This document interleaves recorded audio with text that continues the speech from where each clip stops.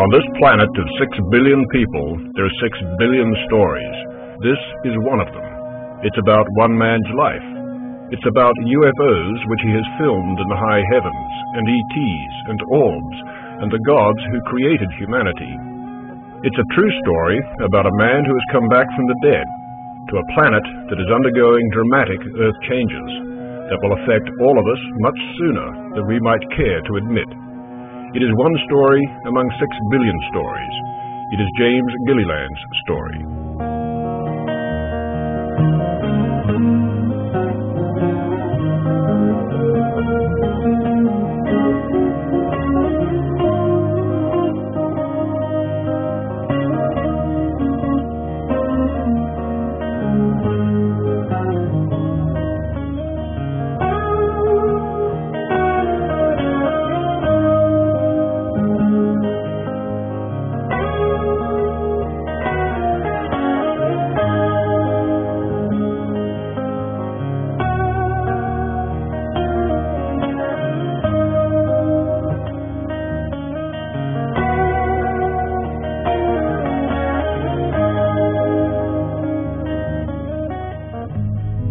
Two ships coming in. Yeah. I got them both. Ooh, they're both powered up. Hello. They're both powering up. Yeah. Holy smokes, I got both of them powered up. Yeah. Got them. Got them. Two ships, a double powered up. Look at that. You know, as far as the skeptics, I find it really humorous, basically, because I've had so many experiences. There's no doubt in my mind that this is a real event going on, and the evidence that we have here is overwhelming. I got them on film. I got the laser, too. The laser's showing up on the film. How it's moving. Blink it with the laser, like 3 and then 2. What we are seeing against the backdrop of space itself is UFO footage shot over a period of years by James Gilliland, a man who's built a sanctuary near Mount Adams in the state of Washington. James has experienced contact with ETs, off-worlders from other galaxies and dimensions. But he's not the only one to wonder about these visitors from elsewhere. The main thing is we have professional people that are air traffic controllers, pilots. They know what they're looking at. And Air Force, we've got Air Force base commanders here. They know what they're looking at. And they also know, again, we've had some people that are from the alphabet agencies and skunk works that know what we've back engineered as well. And they said, these aren't ours. One of the ships that we filmed is just beautiful, and it comes in and it's actually pink in the middle, has blue on the outside, turquoise at the top and the bottom. You see these rotating fields on the ship, and it's pulsing like a heart. I got him. I don't have them. I got him. I got him. Check him out, man. He's going. You should see the field around this guy. I got him all the way. Come on, light her up. Do something. Every time I zoom in, I lose it. Oh, look at it. Look, he's pulsing now. This is the first UFO on this camera. And the physicists I had look at this, they said, we have no idea what that is. They said, all we can say is there's extremely high technology involved in this, and electronics, and it's operating in some kind of a light spectrum, and it's beyond anything that we have. A lot of these experiences that I've had have helped me to understand the true nature of man, which is, in truth, a multidimensional being existing on a vibrational continuum. And almost all the physicists believe right now that we can measure and experience less than 1% of the universe that we live in. There's another 99% out there. They also know, according to the latest superstring theory and things of that nature, that there's at least 11 dimensions out there beyond this dimension. And you look at all the diversity of life in just this dimension alone and add 10 more dimensions to that, you can imagine what's out there. And if you look at this physical universe we're in, with 200 billion suns with planets revolving around them, and now they know there's at least 500 billion galaxies out there with the same effect.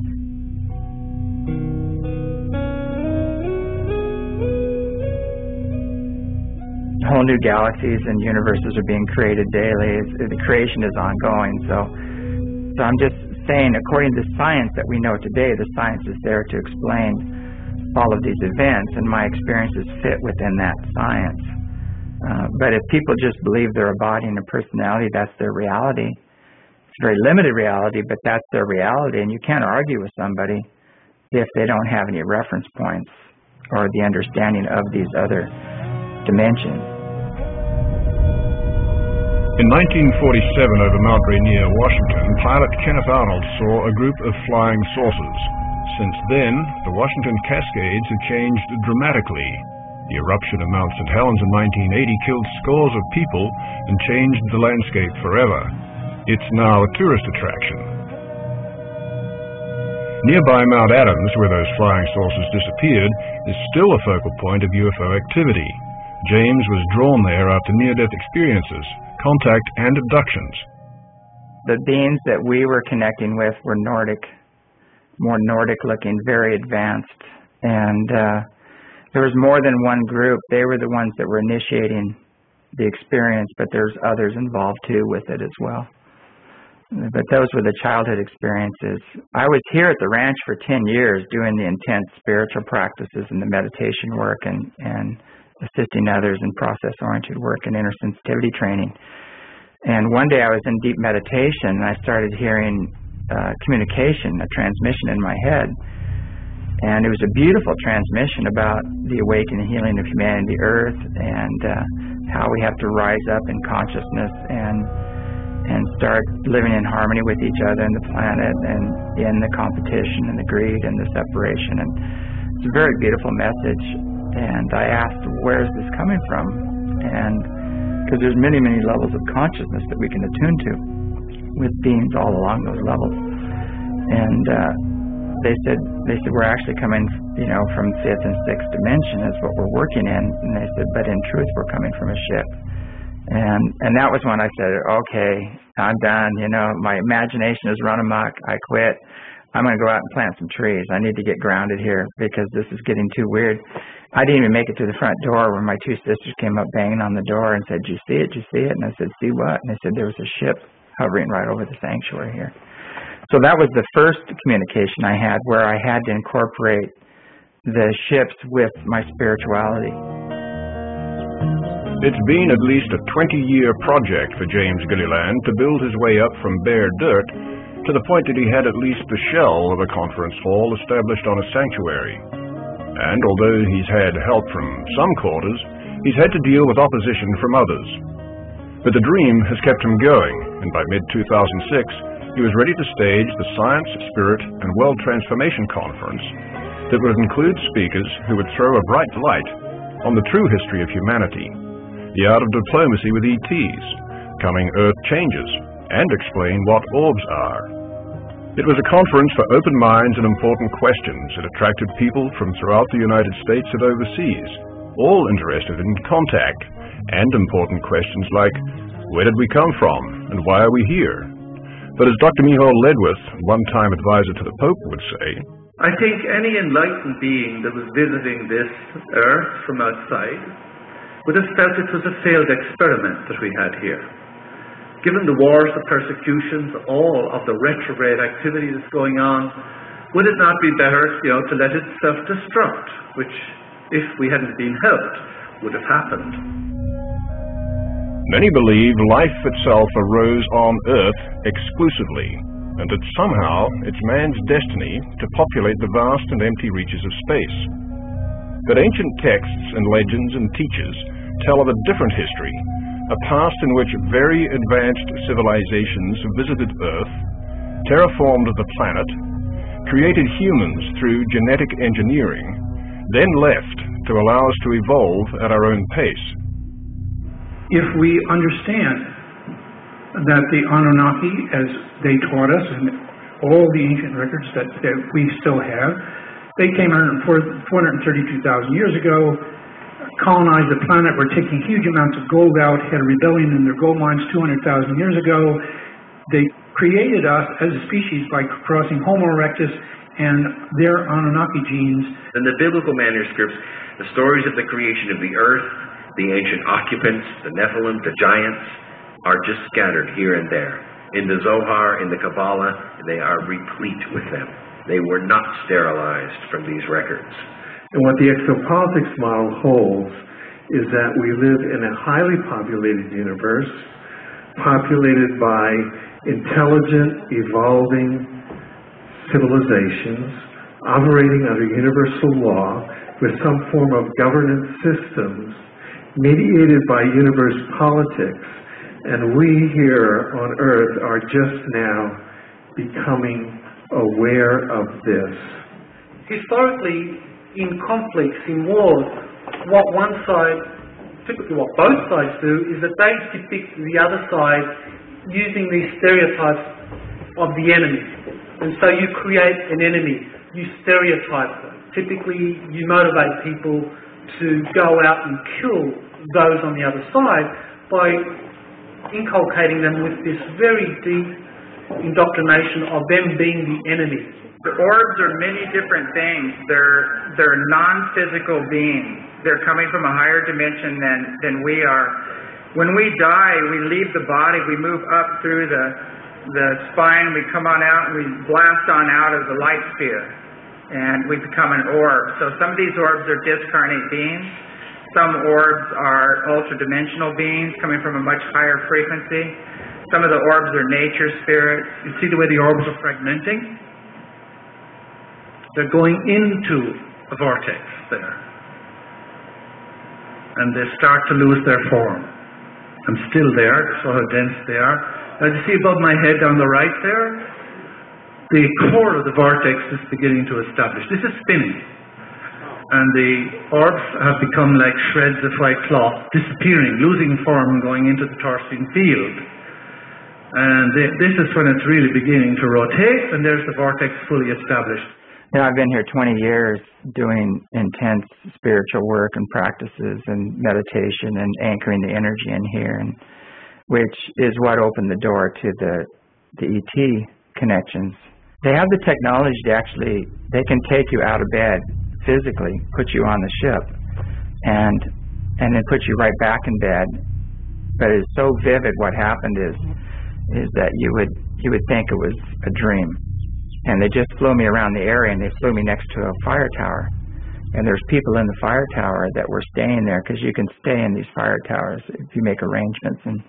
And there was an elderly couple and a young boy in there. And so I saw the kid grab some crayons, and he was drawing a picture of the ship. Now the weird part of this is a couple, 2-3 weeks later, I think it's Jeff Gianola's, his name, was doing a special on Town Hall about UFOs in the area.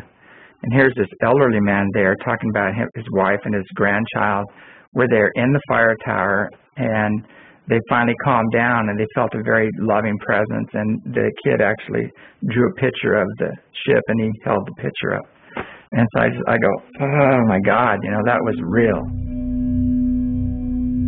I had a golden ball of energy. I was actually in the bathtub at the time, and I said, I'm really tired of all this high-flying activity and the power-ups and the turns and everything. I said, that's all great, but what the heck is my involvement here? Why am I involved in this?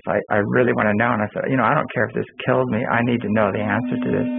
3 gold balls of energy come down and hit me in the chest, and the next thing I know, I'm on the ship, standing there talking to this beautiful being. And her name's Malia, and she's from the Orion Council of Light. And they have these huge golden plasma ships, which we filmed over the center here. And they're very ancient. And when I looked at her, I could see all races combined in one person. And she was extremely loving. The first thing I asked her was what the headdress was about, because she had like a bathing cap type thing with gold bars suspended above it. And she said, this is a spiritual form of technology we use to initiate people, to wake people up. And a lot of people have incarnated on the earth for these times, and we're initiating them, waking them up. And then I asked her what the 3 gold balls of energy were, and she said, all of your memories have been returned to you. And after that experience, I had full knowledge of all of my past lives, as well as off-world existences as well. the last thing I said to her was, I want physical proof that this is just not a dream. And she said, you have all the proof you need. Next thing, boom, I was back in the bathtub. And I got up out of the bathtub, and I looked in the mirror, and I had this big burn mark in the middle of my chest where the beam hit me. And we actually took photographs of it, you know, and there was no pain involved with it. It looked painful. There was no pain involved in it at all. And I couldn't deny the event, because every time I got out of the bathtub or looked in the mirror, I had this big red burn mark in the middle of my chest. Since moving to his sanctuary, James has written books, produced videos, attended conferences, and been interviewed many times. But he's never been asked one very important question about these visitors from elsewhere. I would have to say the main question that should have been asked is, why are they here? Not, do they exist? Are they real? The evidence is overwhelming that they are here. And we all know they're here. The government knows they're here. All the governments know they're here. And the masses of the people know that they're here. Now let's take it to the next step. Why are they here? And there's different groups with different agendas. We've often said if someone is enlightened and intelligent enough to build a craft to come here from Alpha Centauri, they must be benign. No, that doesn't follow. All you have to do is not be self-destructive. That's an entirely different thing. We're all into this mawkish, sentimental stuff, you know. They're benign, they love us. Well, some do, and some do not. Just like here, except on a grander scale. On the sandy wastes at Yucca Flat, Nevada, a new series of atomic explosions are set off. Tanks are among the obsolete pieces of Army equipment being tested in the exercises called Operation Teapot. More than 9,000 servicemen have been assembled at the proving grounds, ready to take their places in forward trenches.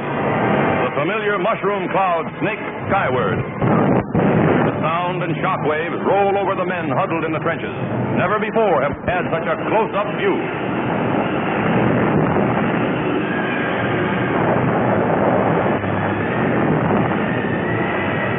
Are a civilization that's dedicated to destruction. We build up, we destroy, we start again. We build up, we destroy, we start again.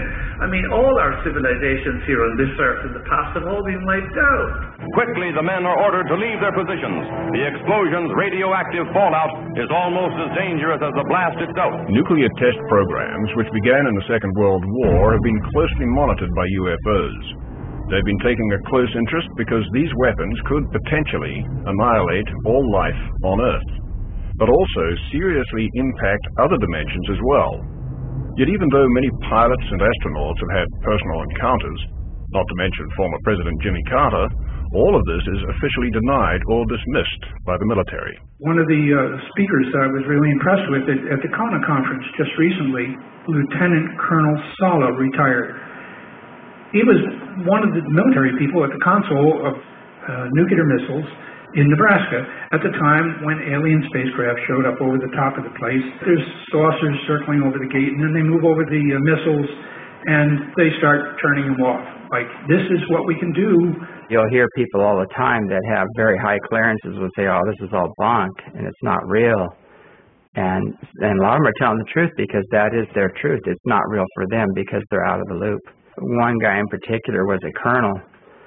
He called me one day and he got very upset saying, what are you doing talking about these UFOs and all this other nonsense? It's all a bunch of bunk, and how dare you mislead the people and all of this stuff, and you need to stop it right now. And I said, I only have two things to say to you. And I said, the first thing is, can you spell civilian?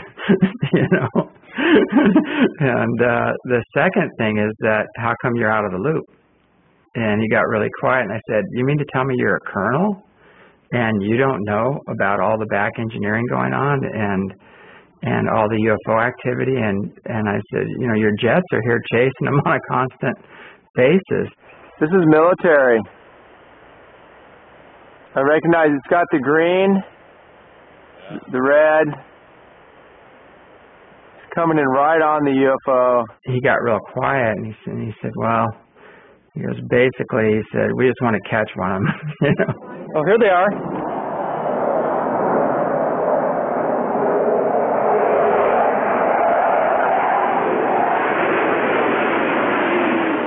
what happens is these jets will come in, and they have some pretty interesting craft up there that are very exotic. They're very quiet and very fast.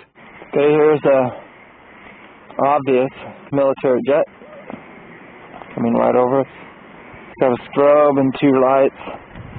Again, these are totally obvious, and it's obvious these aren't the UFOs that we've been filming. And they come in on these UFOs, and the UFO will just be sitting there. This jet comes screaming in on this UFO. All of a sudden, the UFO just disappears. Jet goes by, reappears again.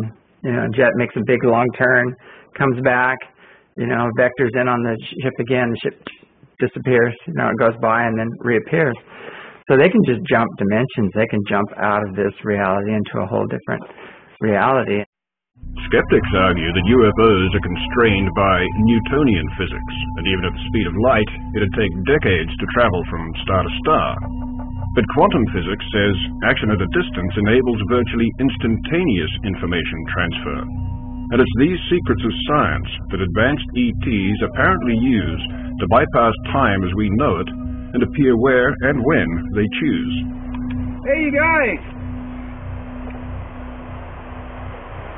Oh, come on, light up again. Galactic Exchange. Oh, there it goes. The ships that come in here power up for the people on the ground, and we have a joke about, we call it dazzle duty. You know, they come in to show us that they are here and make themselves known.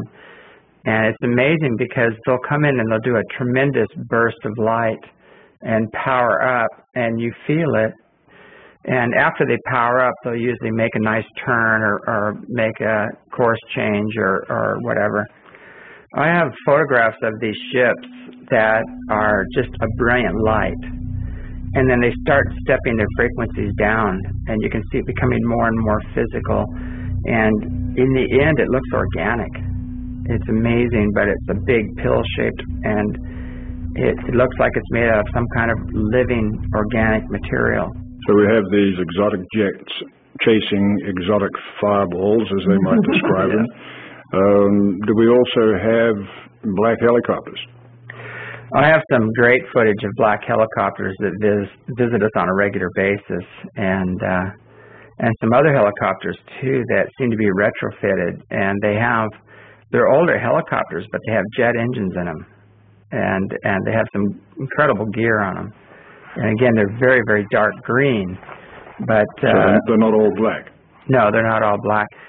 12:35 Monday.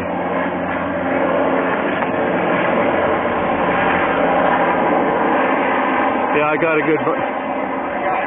good image of him. No marking. And they have strange turrets underneath them, like a giant pie dish with all this gear on it that rotates, and tubes on the front, these big tubes and all this gear. I asked people in the Air Force about these helicopters and said, oh yeah, we've seen them.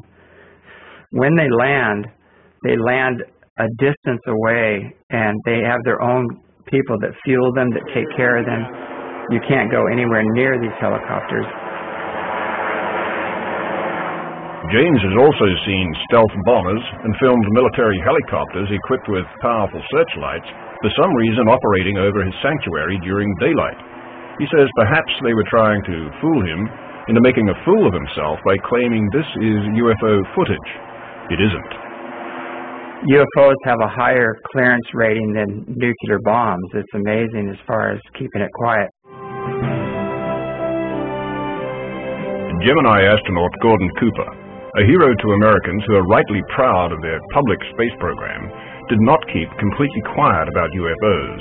He said as a fighter pilot in Germany, he chased UFOs, and after leaving NASA, he's reported as saying he'd lived with a secret imposed on all astronauts, that radar captures unknown objects every day.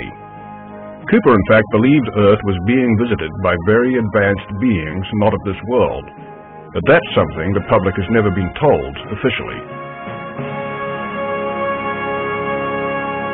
So anything that NASA experiences or SETI experiences with UFOs have to go through NSA, where they decide whether it gets released or not, and it dies right there. Holy smokes, this guy's big. This is coming in. Look at this guy. Do you see this guy coming in? We got one on the treetops and one going overhead. A while back, we issued a statement called the SETI Challenge, and both with NASA too as well. And we said we'll put all of our evidence on the table. Whoa! Look at that! Huge! Look at that! Oh, it doubled! There it goes! It's doubling! It's split into two. It's split into two. Thank you. Now it has another one. Whoa! It's doubled. Oh, now it's going back. It's morphing back into. Oh no, it's three. It's three. No, it's two now. I see. It's totally doing this. Whoa! Whoa! Check it out, man. We have probably over 60 or 70 hours of footage of UFOs here that are coming in, they're responding to the people on the ground, they're landing, they're morphing from 1 to 4, back to 1 again, making right angle turns and exploding in tremendous balls of light.